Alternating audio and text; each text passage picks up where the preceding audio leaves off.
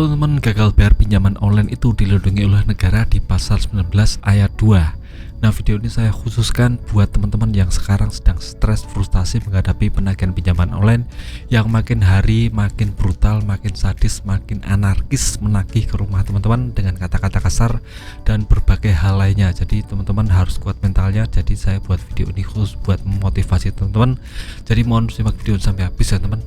Nah, kita tahu untuk masalah GALBE alias gagal bayar itu sangat amat kompleks sekali, dan negara juga tahu tentang masalah ini dan membuat aturan tentang perlindungan konsumen, terutama di teman-teman yang sudah tidak punya uang sepeser pun untuk bayar.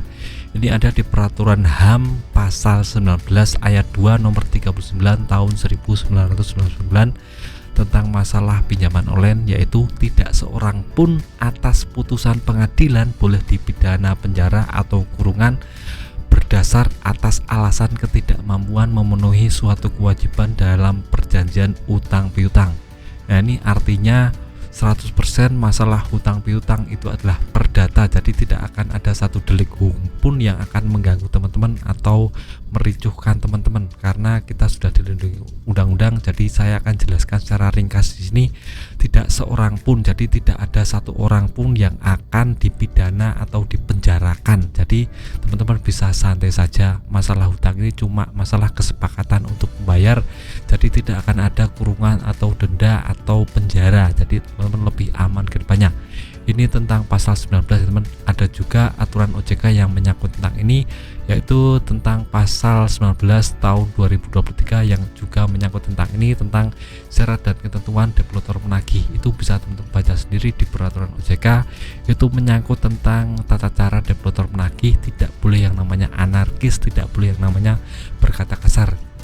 Jadi teman-teman umpamanya ditagih dengan SMS atau WA dengan kata kasar, itu malah jangan dibayar saja karena itu sudah melanggar ketentuan OJK dan itu terindikasi pinjaman online ilegal. Jadi kalau yang namanya pinjaman online ilegal itu sudah resmi dilarang negara dan tidak boleh ada di Indonesia. Itu diburu polisi ya teman.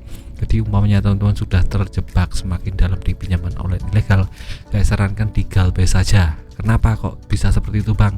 Karena kita tahu untuk ciri-ciri pinjol ilegal itu, jika kita hutang 1 juta itu 2 minggunya langsung dikasih yang namanya bunga dan denda 1 juta. Jadi untuk pelunasannya dalam 2 minggu saja kita bayar 1 juta tambah 1 juta 2 juta, dan umpamanya kita langsung melunasi itu kita langsung ditransfer lagi 1 juta atau 2 juta dan pelunasannya juga 2 minggu. Seperti itu terus ya teman. Jadi tidak akan ada habisnya, padahal kita tidak mengajukan pinjaman tapi di rekening kita tahu-tahu ada uang seperti itu. Jadi tidak perlu dibayar pinjaman online ilegal ini, karena terus berputar seperti itu kita akan stres sendiri, akan pusing sendiri menghadapinya. Jadi saya sarankan jika teman-teman sudah terjebak pinjaman online, lebih baik digalbekan saja, jangan dibayar. Nah, umpamanya teman-teman di pinjaman online legal ya dibayar, karena itu sudah ada ketentuan dari OJK tentang masalah itu dan negara juga menyanggupi tentang masalah itu. Jadi itu saja penjelasan saya tentang gagal bayar pinjaman online itu dilindungi oleh negara di pasal 19 ayat 2. Semoga teman-teman bisa termotivasi dan umpamanya debitur datang, teman-teman sudah cukup informasi untuk bisa berdebat dengan yang namanya debitur, karena tugasnya cuma mengingatkan, tidak sampai berbuat anarkis atau membuat teman-teman stres teman. Dan saya video singkat dari saya, semoga bermanfaat, tetap semangat kedepannya lebih baik.